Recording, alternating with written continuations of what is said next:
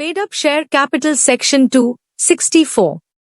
Paid-up share capital represents the portion of authorized share capital that shareholders have fully paid for in cash or through other valid considerations, such as assets or services contributed to the company.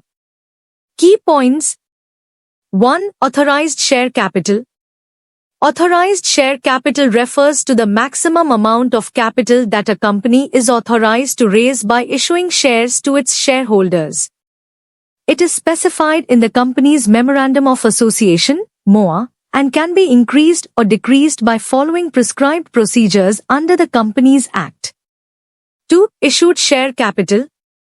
Issued share capital is the portion of authorized share capital that the company has issued or allocated to shareholders through the issuance of shares.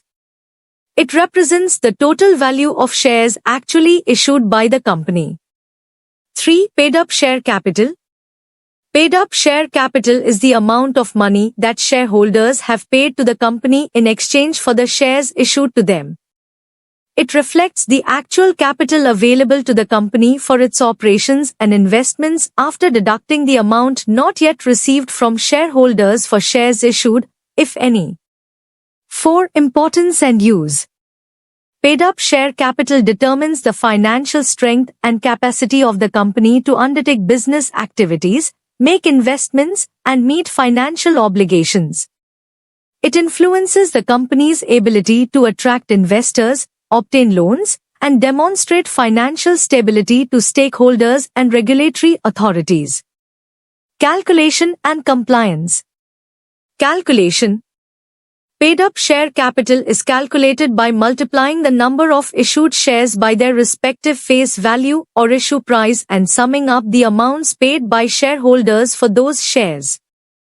Disclosure. Companies are required to disclose their paid-up share capital in financial statements, annual reports, and regulatory filings to provide transparency about their financial structure and shareholder contributions. Legal framework. Companies Act, 2013.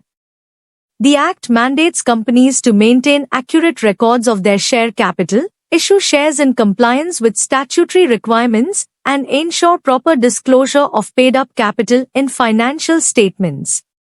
Regulatory compliance.